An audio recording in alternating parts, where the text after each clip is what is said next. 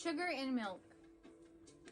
When I first came to this country, I felt so alone. I knew Auntie and Uncle were happy to have me. They filled my room with books and toys and painted it purple, my favorite color. But my friends and family were all back home. I missed my mom and my dad and my cats, Skulsi and Baklava, too. After Auntie and Uncle left for work, I sat alone in my room, thinking of all my old friends and longing to make new ones. Uncle and Auntie were worried, but didn't know how to help me. Then, one day, Auntie came to my room. "Let's go for a walk," she said with a smile. As we walked, Auntie told me a story. There once lived a group of people in ancient land of Persia who were forced to leave their home and seek refuge elsewhere. "Come, my people," said their leader. "Now that we have to leave our home we love so much, we must find a new land that we can call our own." So they built a few boats and sailed the mighty sea until they arrived at the shores of India and begged to be given shelter. But the local king did not want to let them in. "Our land is too crowded," he grumbled, "with no room for others. Besides, these visitors look foreign and speak a different language I do not understand." The king went to the seashore where the enraged travelers stood and ordered them to leave, but they couldn't understand him because he spoke a strange and different language they did not understand. The king sighed impatiently. He snapped his fingers and ordered his servants to bring him an empty glass. He filled the glass with milk all the way to the very top and silently pointed to it. It was his way of saying, "My apologies to you. I would have loved to help. You look like a very fine people, even though you speak a strange and different language I do not understand." But just as his glass filled to the brim with no room for more, so we are all full up in my little crowded kingdom. The travelers had to come from afar, and they were tired and hungry and cold and very sad to be turned away.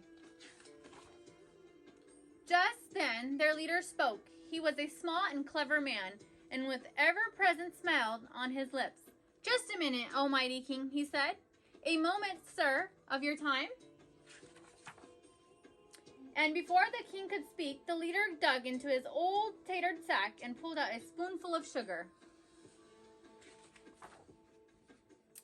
He stirred the sugar into the glass slowly, carefully, dissolving every grain of sugar, making sure he didn't spill a single drop of milk.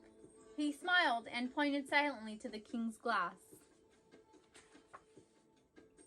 Between two wise people, sometimes words are not necessary. The king understood what the leader meant. "If you let us stay, O mighty king, we will live in your peace beside all of you. And just like sugar and milk, we will sweeten your lives with our presence." The king stared at the sweetened milk. His lips twitched. First he smiled, then he grinned, and finally he roared with laughter. The king hugged the group of travelers. "Welcome to your new home," he cried. "May you live with us forever in peace and joy."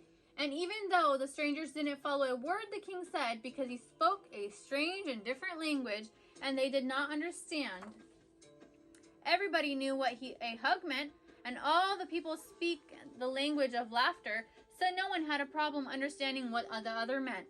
Thus the Persians stayed. India became a new home, and they kept their ancient promise of spreading happiness wherever they went.